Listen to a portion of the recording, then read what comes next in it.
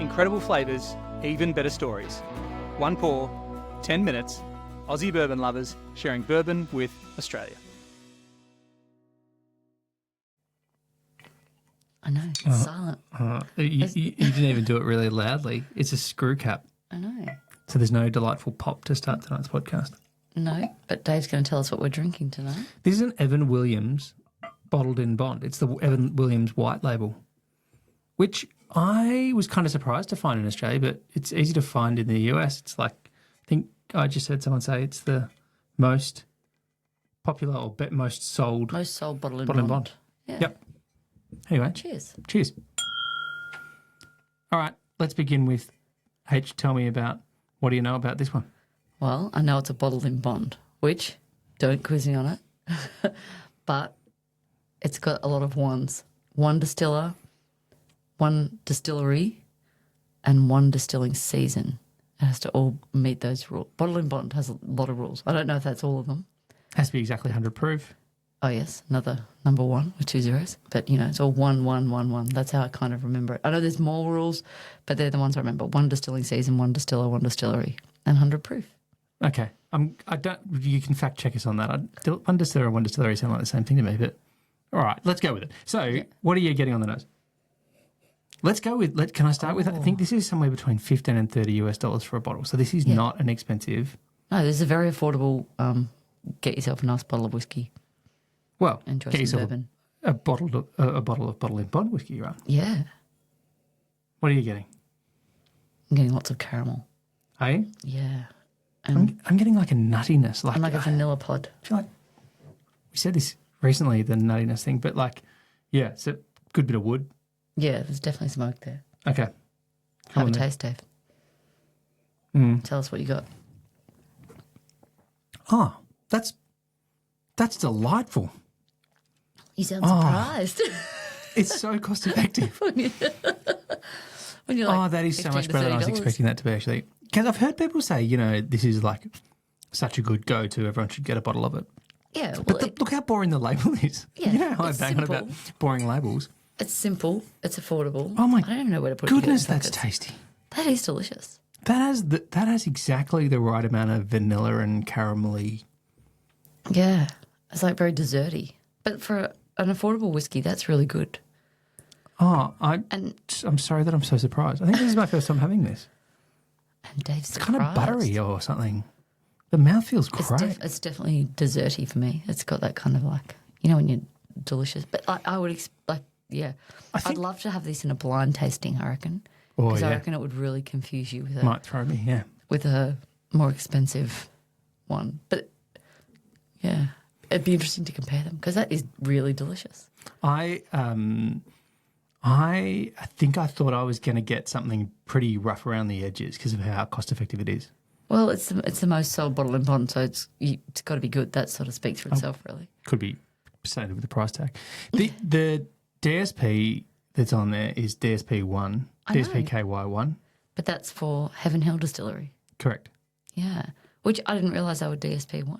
Can you remind us what DSPKY1 means? It's like what distillery number they are. Mm-hmm. But then there was like prohibition and they had to go back and some of them got their original numbers again. Some of them didn't. But like every distillery is registered and they have a number. And so that obviously was the first one. DSP stands for Distilled Spirits Plant. Yeah. KY is the state, and then the number is the national number. I'm fairly sure that's right. I'm pretty sure. So DSP KY1 means it's the first distilled spirits plant ever to be given a number. Yeah. Pretty cool. I know. This is the stuff that I love, right? The history of... The random stuff. That's a pretty cool one to have, number one. Yeah. And it goes with the theme of tonight, 11111, 100 proof. Hey, here's another, look how little I've got left of that. You've poured me almost nothing there. When I first saw you pour it, I was like, it's probably not going to be much good. I'm not too worried about it. But now I think I'll... You could pour yourself some more. We're only Dave. 4 minutes in. But... Pour yourself another. I'm love how genuinely surprised taken you aback are. by how good that is. He had all this stuff planned to say, and now he's like gobsmacked at how good it is. Part of the thing that really throws me on this, so it's a plastic screw cap. It's a kind of screw cap you find at a Coke bottle. Yeah. I'm not even being rude. It just is. No. Well, it doesn't... It doesn't say super fancy, super delicious. It's just Like, what, on the super sticker? affordable, and it is really delightful. Yeah, I mean, there's other bourbons I prefer than this. Is but, this easy to get in Australia or not? well, I think I was surprised that I could get it. So Probably maybe not then. not. But although I wonder if maybe it's just because I haven't been looking for it, or when I've seen it, I've ignored it. I'd say this is going to be one of these ones where you can get it online pretty easy. But I don't think I think you wouldn't walk into like a normal. Dance and just pick it up. I think you wouldn't. But I'm happy so to be affordable. told that Why I'm don't wrong. we have on it that. out here? Well, I don't know. Do you know what the problem I think it is? What? Look how much that looks like a Jim Beam white label. Yeah, that is true. It's got That this, looks a I lot really like can't a. get it into focus. I mean, just from there we go. from a distance, it's the square bottle with the white label on it. Yeah, and it's got the neck on it that's very similar to the Jim. It does have a very Jim Beam-esque look. Maybe it's I just. can't believe how good that tastes. I am so so embarrassed that that's on our shelf unopened. It's the first pour we're having out of it. That's my suggestion for tonight's podcast.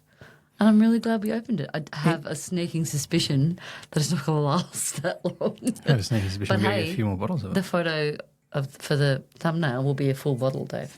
Well, depending on how much you drink in the next You're 5 right. No, minutes. it'll be a full bottle. You're right. Do you want me to Yep. pour some more?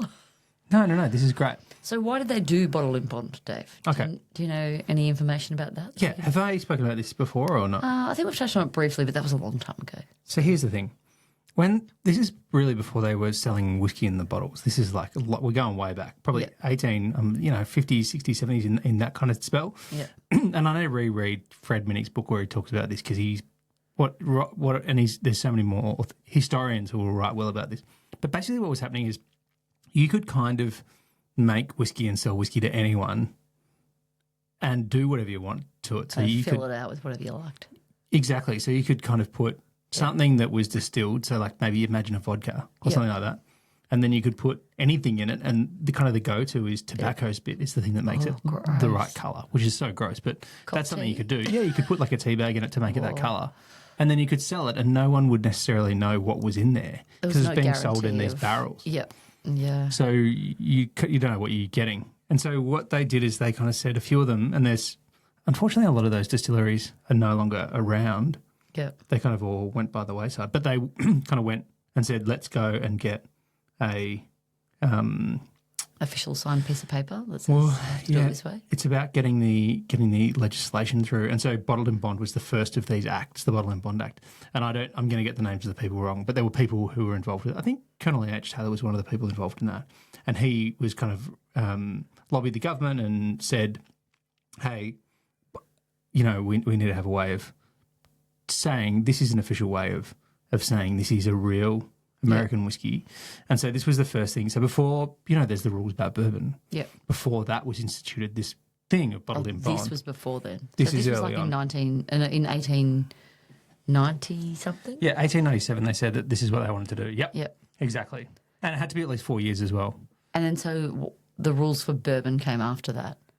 Bourbon came, I think, quite a fair bit later. I think bourbon seems, I could be wrong about this, but it might be like Wrong about 1940s a or lot of something. I'm going to be wrong about it. It probably wasn't Colonel H. Taylor either, by the way. Any of the stuff we say. Yeah, but there's some dudes. There were some dudes in America, and they did some good work. But they made the bourbon taste delicious, and dear goodness, we love it. And so Evan Williams, so you can go to the Evan Williams Experience, I think it's called, on the main street in Louisville. Oh yeah. And And you can go to Heaven Hill as well you can, that's out in because that's near where they make Bardstown. it. Yeah. Yeah, exactly. And in fact, I think they've just finished, or not maybe just, but recently finished their kind of new version of their visitor experience. And not visitor experience, but like the distillery and stuff. Yep. Yeah.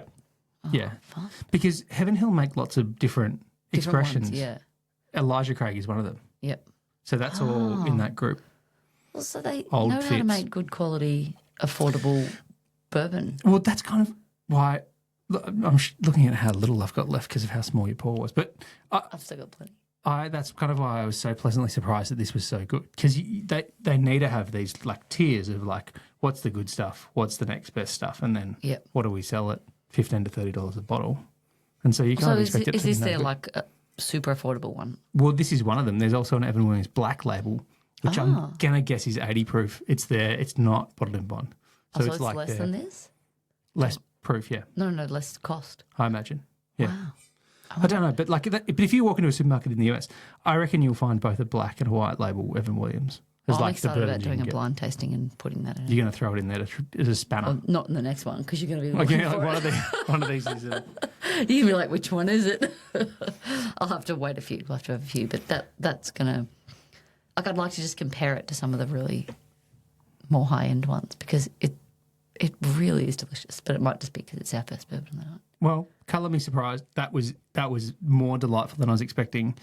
If you can find yourself a bottle of that in Australia, this is going to be maybe $70 or something like that, which is well worth the spend in my view. Yeah, see if you can find it. Grab a bottle. Yeah. I reckon I got that at Celebrations Bourbon.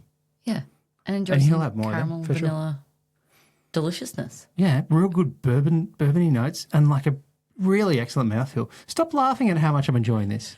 Go and get yourself a bottle. And be surprised. Cheers. Thanks for listening. Make sure you're connected with us on TikTok, Instagram and YouTube, and stay connected with us by clicking subscribe on your favourite podcast app.